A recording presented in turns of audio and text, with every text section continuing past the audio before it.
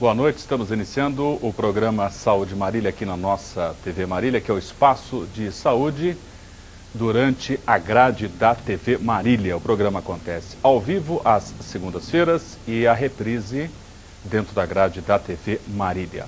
O programa Saúde Marília tem o apoio cultural da Unimed Marília. Se você tem um tema, encaminhe para a nossa produção. Anote aí o nosso e-mail, saudemarília@unimedmarília.com.br. Discutimos saúde com ética profissional. O tema que foi separado pela produção do programa nessa noite para discussão é um tema dentro da especialidade médica intitulada gastroenterologia. O tema separado nessa noite para discussão é o tema transplante de fígado. Até a década de 70 não existiam perspectivas de tratamento para pacientes com doenças do fígado em fase avançada. Dispunha-se apenas de medidas paliativas capazes de diminuir seu sofrimento até a fase final da evolução natural da doença. Entretanto, o transplante de fígado abriu perspectivas progressivamente mais animadoras, representando provavelmente o maior progresso da hepatologia moderna. Centros com maior experiência referem 90% de alta hospitalar e 70% de sobrevida aos 5 anos após o transplante. Para a discussão desse tema, transplante de fígado, o Saúde Marília convidou nessa noite o docente de gastroenterologia da Faculdade de Medicina da Universidade de Marília Unimar, o professor Paulo Teixeira. Professor Paulo Teixeira, nosso boa noite inicialmente, pela primeira vez aqui no Saúde Marília, e perguntamos ao professor Paulo como está o transplante de fígado no Brasil. Boa noite. Boa noite, Marchioli. Eu agradeço aí pela oportunidade de estar aqui para falar de transplante de fígado. O transplante de fígado no Brasil, ele teve uma evolução muito importante a partir da década de 90. Já no novo século agora, a melhora dos resultados, principalmente dos resultados a curto prazo, a alta hospitalar, e a sobrevida em 5 anos, teve um salto muito grande, como você mesmo frisou, e a gente tem visto que de ano a ano se faz mais transplantes no Brasil, principalmente pela doação, que está aumentando de uma forma lenta, mas gradativa. Infelizmente ainda não é o ideal. A fila de pacientes que esperam um fígado para ser transplantados, ela aumenta maior que o número de doações. Então ainda muitos pacientes morrem na fila esperando por um transplante. Até 1997, os enxertos eram oferecidos aos hospitais. Depois criou-se a lista única de transplante. O que essa lei 97 contribuiu para o processo de transplante de fígado no Brasil? A lista única seria como se fosse um critério de... Você vai entrar na fila a partir da data que você entrou. Então, quem entrou há mais tempo vai ter uma prioridade na fila do transplante, né? Então, muitas vezes o que acontecia, às vezes um paciente que estava numa fase mais grave, ele entrava na fila, mas já tinham vários pacientes antes dele, e ele não conseguia chegar até o dia do seu transplante vivo. O fígado, ele é diferente do rim, por exemplo, que você pode fazer uma hemodiálise, né? Se você tem uma doença hepática avançada, você tem uma sobrevida em 2 anos muito baixa. Então, a partir do momento que você começa a ter as complicações da doença do fígado, dificilmente você vai estar vivo após 2 anos. Então você tem uma certa urgência, em 2 anos no máximo, para fazer esse transplante. Então com essa fila única, embora ela tenha os seus valores também, porque ele fazia todo mundo ser igual, rico, pobre, feio, bonito, né? Uma vez que você entrou na fila, você tinha o teu número na fila e você ia ser transplantado conforme essa fila ia andando. Tá? Nessa fila, professor Paulo, existem crianças também que estarem aguardando também essa captação do fígado? A criança é um pouco diferente, porque a criança tem todo um contexto diferente, porque a criança ela não pode receber qualquer fígado, ela tem que receber um fígado compatível com o tamanho dela. Então não adianta você querer, por exemplo, dar um fígado de adulto para a criança. Existem alternativas hoje para o transplante infantil, né? Que é o transplante intervivos e que é também o que a gente chama de split liver, que você pegar um fígado de adulto, repartir ele ao meio, dar a parte menor para a criança e a parte maior para o adulto, que é uma coisa também que a lei está sendo mudada para ser aceita no Brasil também, que até então não estava sendo possível perante a lei. Tá? Perante a criança, então, a doação seria do lobo esquerdo do fígado, pensando-se em intervivos, e para o adulto, o lobo direito do fígado? Isso, o intervivos, geralmente, um parente, tem que ser um parente, geralmente um pai ou uma mãe, eles vão doar para a criança, eles vão dar o lobo esquerdo do fígado, né? Dependendo do tamanho da criança, até um pedaço do lobo esquerdo. O fígado é dividido em duas partes, né? O lobo direito, que tem mais ou menos 60% do volume hepático, e o lobo esquerdo, que é 40%, né? Às vezes você pega a parte mais lateral do lobo esquerdo, que é o segmento 2 e 3, e às vezes você pega o 2, o 3 e o 4, que é um pouquinho maior. Então tudo depende do tamanho da criança. Você não pode muitas vezes colocar um fígado maior, porque você não vai conseguir colocar esse fígado dentro do abdômen. E muitas vezes também não pode ser um fígado pequeno, porque o fígado ele precisa ter um certo tamanho para poder suprir as necessidades básicas do pós-transplante. Professor Paulo, o fato de que na fila única a demora na realização da captação desse fígado quando o doador é cadáver, comparando isso com o doador intervivos, a taxa de mortalidade reduziu drasticamente?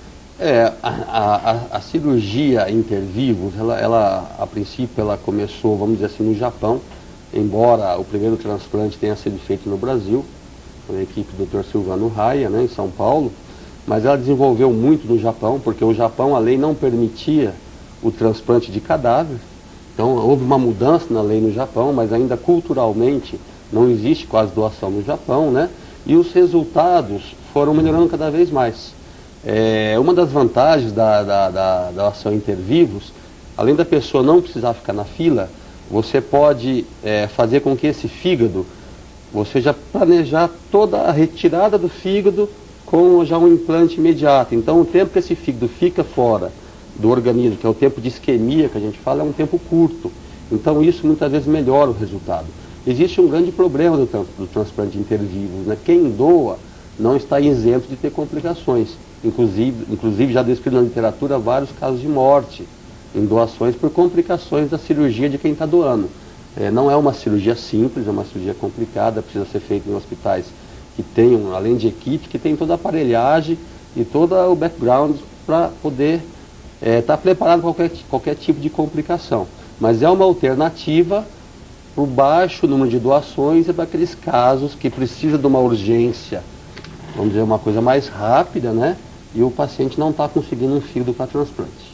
Qual a diferença técnica quando se pensa no fígado proveniente do cadáver e no processo doação intervivos? A doação do cadáver é uma cirurgia muito mais simples, que você coloca o órgão por inteiro, com todas as estruturas íntegras. Então você tem a artéria, é uma artéria íntegra, com um bom volume, com um bom diâmetro da artéria, a veia, o ducto biliar. Já no intervivos, você vai ter que fazer uma cirurgia no doador, e esse órgão, esses diâmetros da artéria, da veia e do ducto biliar, eles são menores. Então é uma cirurgia tecnicamente um pouco mais difícil e que, teoricamente, teria um número maior de complicações técnicas em relação a essas anastomoses, essas emendas que se fazem, né? Além do que, o fígado por inteiro, vamos dizer assim, né? Ele pode ser um fígado que às vezes ele tem um pouquinho de esteatose, não tem problema, esteatose é gordura no fígado. Muitas vezes são doadores que não são tão ideais, esses cadáveres não são ideais, mas por estar um fígado inteiro, ele tem uma chance maior de começar a funcionar e não ter complicações, né? O ideal é você não precisar da doação intervivos. Isso seria o ideal, mas isso nem sempre é possível. Professor Paulo, em 97 falávamos que se criou a lista única para a captação de órgãos e doação. Posteriormente, percebeu-se que alguns pacientes eram transplantados e não eram tão graves a evolução natural da doença do fígado. E daí se criou também, se implantou o índice MELD, que avalia a gravidade. Gostaria que o professor comentasse esse índice na diferenciação entre menos e mais gravidade na doação e captação de órgãos. O índice MELD é recente, é do ano passado, já é um modelo adotado nos Estados Unidos. Então o Brasil adotou esse modelo, né? E o que é o índice MELD? Deixou de existir aquela fila única, Então aquilo não existe mais e o paciente vai ser transplantado de acordo com sua gravidade. Então, teoricamente, quem está mais grave vai ter um número maior, é uma forma matemática, né? Um limite mais ou menos são 15 pontos, né? Então, quem está mais grave vai ser transplantado primeiro. Isso tem suas vantagens. Por exemplo, aquele paciente que está mais grave, se ele consegue um fígado antes, ele tem uma chance muito maior de sobreviver. Porém, aquele paciente mais grave, ele tem mais chances também de complicar-se após a cirurgia. E ter uma cirurgia mais trabalhosa e ter complicações. O que é o ideal realmente em termos de transplante? Que nós tenhamos mais doação e que tenhamos talvez mais centros fazendo transplantes em lugares que precisem. A gente sabe que na capital, no estado de São Paulo, existem mais ou menos 18 a 20 centros fazendo transplantes. No interior são 4, 5. Existem, a maior parte dos estados do Brasil não tem transplante. Então tem muito paciente que vem do Acre fazer transplante em São Paulo. Isso causa um transtorno muito grande, porque não é uma cirurgia que você faz hoje e você fala assim, olha, você está de alta, não precisa mais voltar aqui. Você tem que estar sempre voltando. Você vai fazer imunossupressão para o resto da vida. Então você tem que fazer acompanhamento, você pode ter complicações tardias do transplante, você pode ter rejeição tardia. Então não tem como você dar alta para esse paciente simplesmente. Você vai acompanhá-lo para o resto da vida.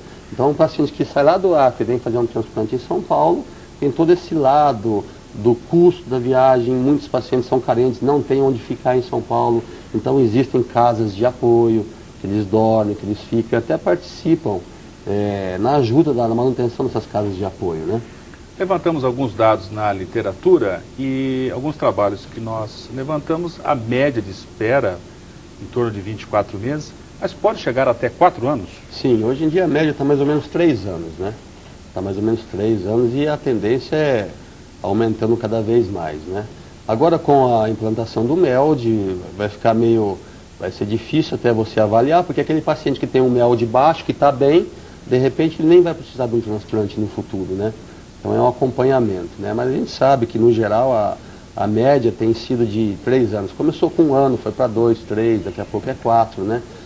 Realmente existem muitos pacientes com doença hepática, com cirrose, e a doação, embora esteja aumentando, não está conseguindo acompanhar o número de pacientes que precisam do transplante. Isso é no mundo todo praticamente, né? Professor Paulo Teixeira, qual a diferença ética na doação cadáver e nesse sistema da doação inter vivos? Não existe assim, teoricamente, uma diferença ética, né? O que é importante é que no inter vivos tem que ser um parente, tá? Geralmente pai e mãe, um parente muito próximo. Muitas vezes, dependendo do grau de parentesco, até precisa de uma como se fosse uma autorização a nível de justiça, né? Porque senão você pode, teoricamente, levar ao comércio de órgãos. Uma pessoa que mal conhece a família, olha, eu vou doar um pedaço do meu fígado, mas eu quero tanto, né? Então justamente é para evitar isso, tá? Mas é como eu falei, o inter vivos é um procedimento que veio para ficar. Nós temos já centros no Brasil fazendo inter vivos com muito sucesso, iguais aos centros na Europa, no Japão, nos Estados Unidos. Só que o ideal realmente é o transplante de cadáver, tá? Porque é um transplante que tem uma técnica cirúrgica mais fácil, tá? E não haverá risco para quem está doando o fígado. Então, teoricamente, o ideal é aumentar o número da nossa doação. Estamos muito longe desse ideal entre a captação de fígado proveniente de uma pessoa que tem uma morte, tipo traumatismo crânioencefálico, enfim, morte cerebral, do nível desejado na Europa e Estados Unidos? Estamos muito distantes desses índices? Estamos muito distantes. O maior índice de doação é na Espanha, né, que tem uma conscientização maior.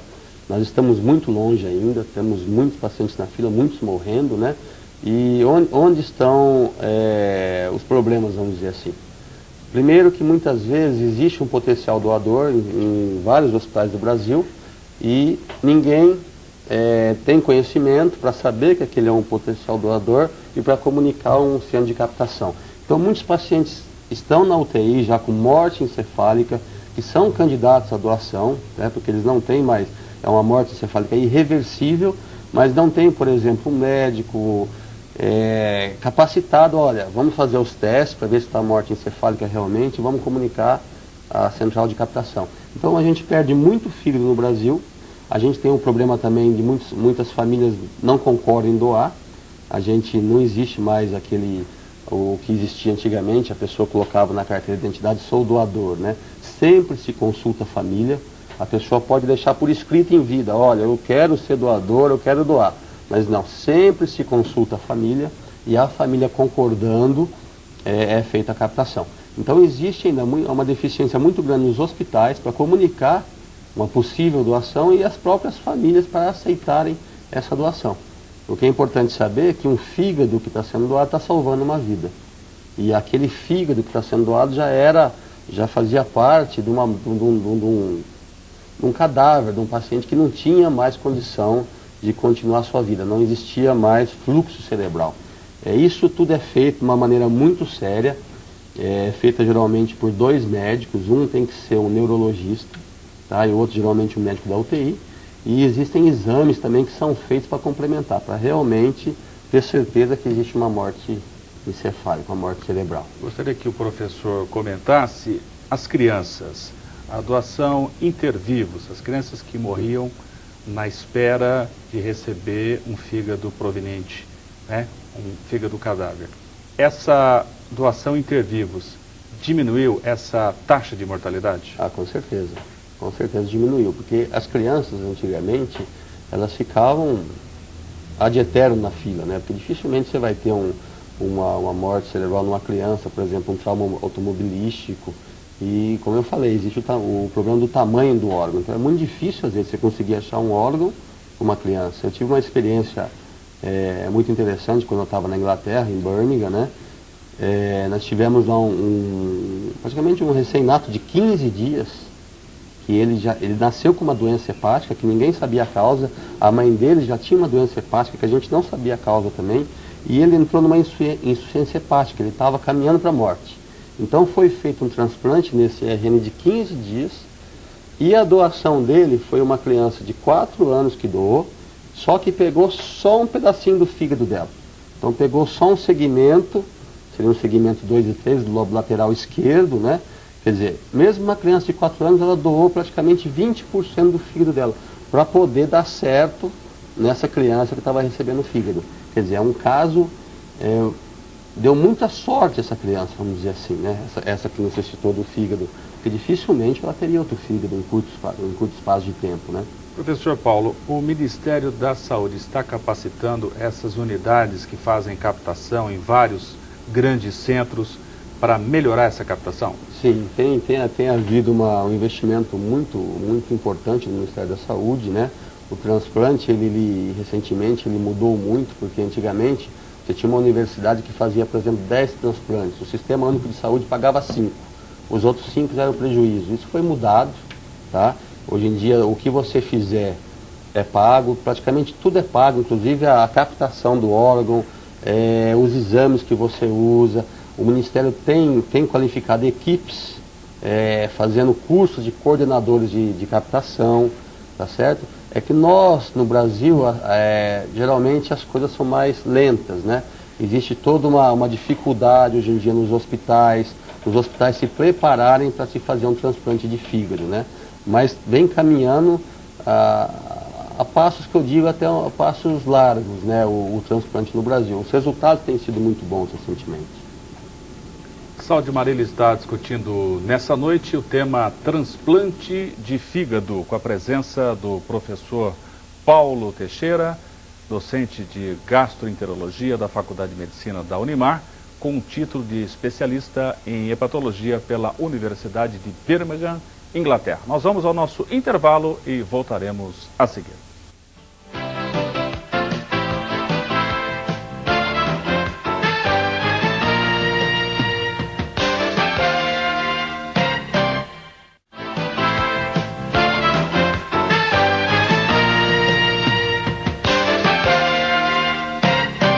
Voltamos com o Saúde Marília e o seu bloco final nessa noite debatendo transplante de fígado com a presença do professor Paulo Teixeira, docente de gastroenterologia da Faculdade de Medicina da Universidade de Marília Unimar e título de especialista em hepatologia pela Universidade de Birmingham, Inglaterra.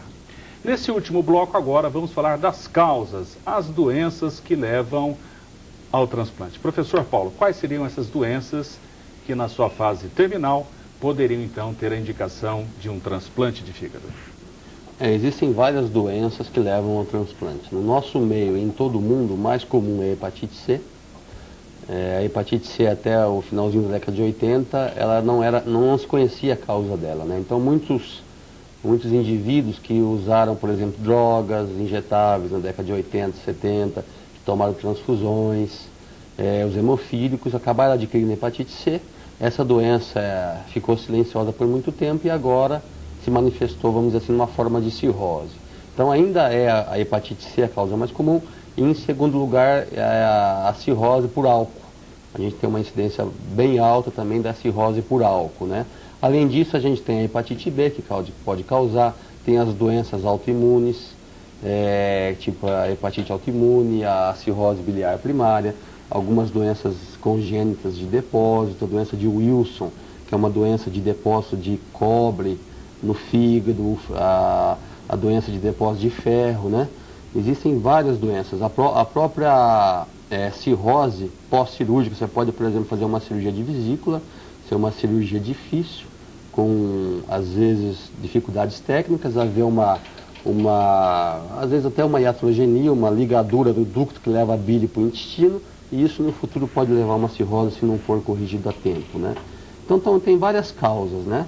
A gente sabe que uma vez com cirrose o tratamento é quase que sempre o mesmo. É fazer o transplante de fígado. Sabemos que uma das grandes complicações da cirrose seria a hemorragia. O que há de novo no tratamento da hemorragia motivada pela cirrose? A hemorragia é o que mais causa preocupação para os médicos, porque muitas vezes o paciente começa a ter uma hemorragia e muitas vezes, embora haja o tratamento, ele acaba indo a falecer devido a essa hemorragia. É uma das complicações mais importantes. Nós temos hoje em dia drogas que diminuem, que previnem essa hemorragia, que é uma droga antiga, que é o propanolol. Nós temos também mecanismos de você, muitas vezes, estancar essa hemorragia, que é através de uma endoscopia, fazer a esclerose ou ligadura elástica. Temos as cirurgias, que quase não se usa mais para hemorragia, e o que há de mais novo, que é o TIPS, né? Que é como se fosse uma prótese vascular, que você passa através aqui da veia jugular, e você faz uma anastomose por dentro do fígado, do sistema porta, com as veias suprahepáticas. Então faz com que o sangue passe através do fígado e deixe de correr nessas varizes que ficam no esôfago, né? É um tratamento muito bom, um tratamento caro, que é feito já em alguns centros no Brasil. Professor Paulo, nos Estados Unidos, a média de duração do paciente lá na fila, em torno de 6 meses. No Japão, até em tempo menor. Qual a diferença em relação ao Brasil? É doação. A doação. Lá existe uma conscientização maior da população, existem campanhas, talvez, do governo, da própria televisão. As pessoas já estão mais acostumadas a doar. Na Inglaterra, por exemplo, a gente via pacientes entrar na fila, e em 2 meses, mais ou menos, estavam sendo transplantados, né? E o interessante, na Inglaterra não existe trauma. É difícil você ter um trauma automobilístico. As estradas são boas, né? Então dificilmente você tem uma pessoa que sofre um trauma e entra em coma, irreversível, né? Então é muito paciente, às vezes idoso, que tem um acidente vascular cerebral, que tem uma hemorragia cerebral, com uma hipertensão craniana, acaba doando, os familiares doando, né? Mas o problema é realmente a conscientização da população, que é muito mais fácil, teoricamente, você precisar de um fígado, né? Você precisar de um fígado do que você ser um doador. Entendeu? Então é importante que as famílias doem fígado, né? Professor Paulo, levantamos um trabalho feito pelo Dr. Paulo Massarolo, no Hospital das Clínicas, em que ele compara 2 grupos de pacientes, um com grupo MEL de 9,4 e outro em torno de 20,1. A sobrevida no grupo que apresentava um MEL com valores menores, a sobrevida foi melhor e maior. Como podemos interpretar isso hoje, pensando-se em transplante? Transplantamos pessoas que ainda poderiam ter uma espera, ainda na fila única de transplante, ou decididamente algumas pessoas têm algum privilégio nessa lista? Como a gente falou, né? O sistema MELD ele vai de acordo com a gravidade. Quanto maior a gravidade, por exemplo, quem tem um câncer de fígado junto da sua cirrose. Ele tem uma prioridade muito maior, porque esse câncer ele vai crescer e se ele ficar maior que 3 centímetros, ele não tem mais indicação de transplante. E a única maneira dele salvar a sua vida é com o transplante, quem tem um câncer de fígado, né? Então ele acaba conseguindo um transplante pelo MELD antes. É lógico, como eu disse, aqueles que estão mais necessitados, eles no MELD eles vão ter uma prioridade maior, porém eles serão os pacientes que estarão em piores condições para o transplante. Então, se você comparar aquele que está em pior condição com quem está em melhor condição, como foi feito nesse trabalho, você vai ver os que estavam melhor ter uma sobrevida maior. Então, o que é o ideal? É a gente não ficar discutindo a filha única ou o MELD. O ideal é ter mais doações para não deixar os pacientes ficarem graves. Então, se a gente conseguir transplantar todos os graves e aqueles que estão na fila, que estão bem, conseguir transplante antes de chegar numa fase mais avançada, teoricamente nós teríamos ótimos resultados, né? Igual aos melhores centros do mundo. Então o problema maior está na doação. A doação ainda é pequena no Brasil. Gostaria que o professor Paulo comentasse ainda nessa discussão. O Ministério da Saúde percebeu que somente 4,3% dos pacientes apresentavam MELD maior que 25, quer dizer, somente pacientes graves, efetivamente graves, uma taxa muito pequena. Isso deve ser corrigido nos próximos anos. Eu acho que isso não é nenhuma questão de, vamos dizer assim, do que havia no momento. O que acontece no Brasil ainda é que muitos pacientes graves, eles nem conseguem chegar a um centro de transplante, eles morrem antes. Então muitas vezes eles estão lá, como eu já disse, lá no Acre.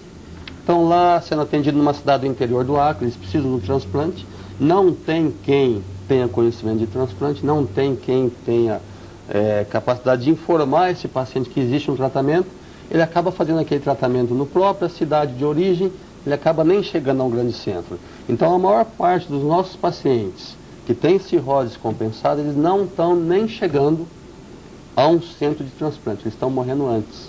Então realmente precisa haver uma conscientização, o Brasil é enorme, que o transplante existe, que o transplante já é uma coisa corriqueira do dia a dia, faz parte de uma rotina hospitalar de muitos hospitais hoje em dia, né?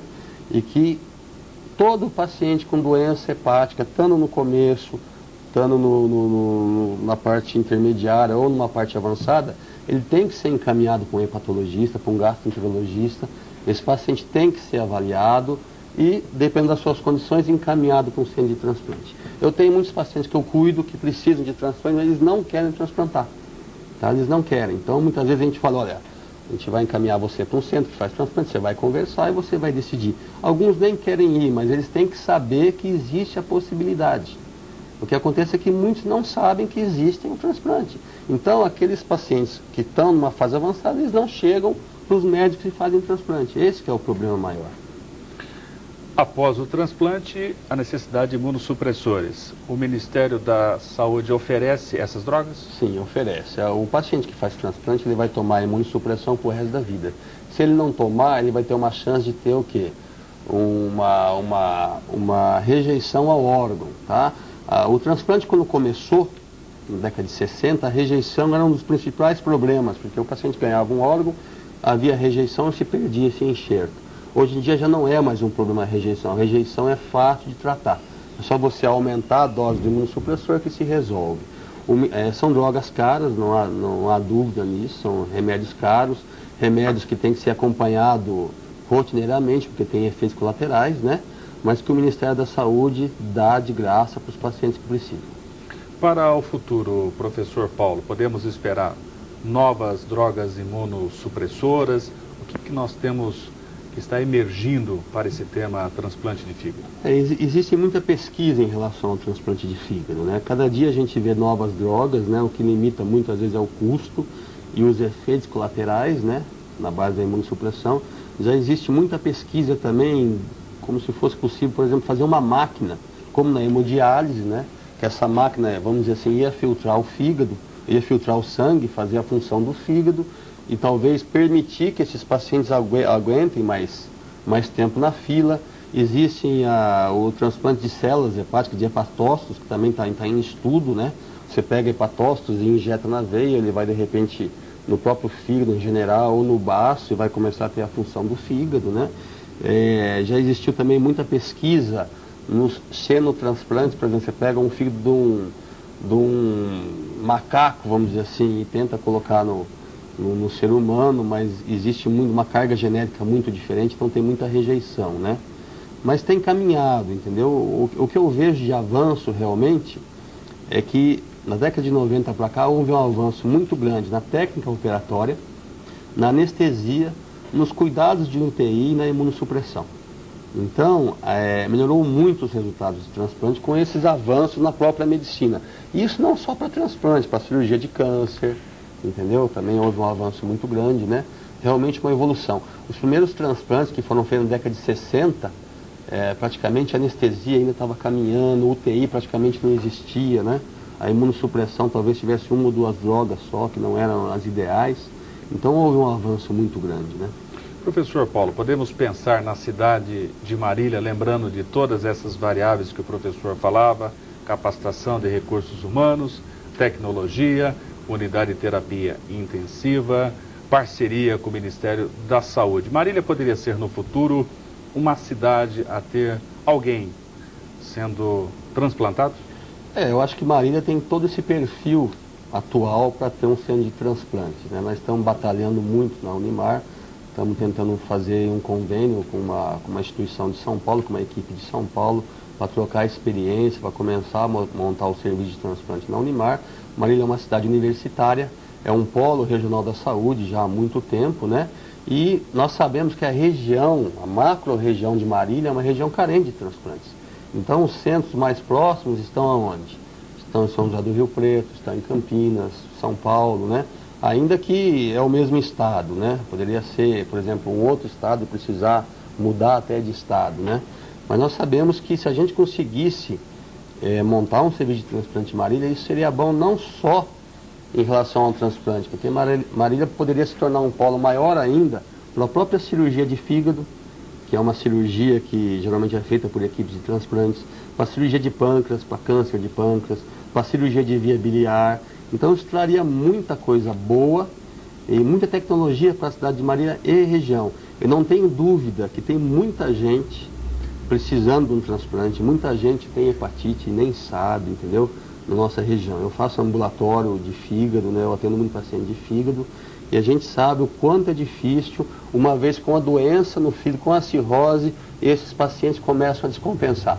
Então eles começam a ter a água na barriga, que é a ascite, começam a ter encefalopatia, que é a confusão mental, muitas vezes com hemorragia digestiva, de madrugada, caem muitas vezes em hospitais, em pronto-socorro, com poucos recursos, né? Então são pacientes que têm um comprometimento emocional e econômico muito grande para suas famílias. Então são pacientes que precisam realmente ser tratados perto de casa. Professor Paulo, estamos chegando ao final do Saúde Marília, esse tema transplante de fígado. Deixamos o professor Paulo para suas considerações finais e agradecimentos finais nesse tema transplante de fígado. Eu agradeço a oportunidade, eu sempre gosto de falar de fígado, né?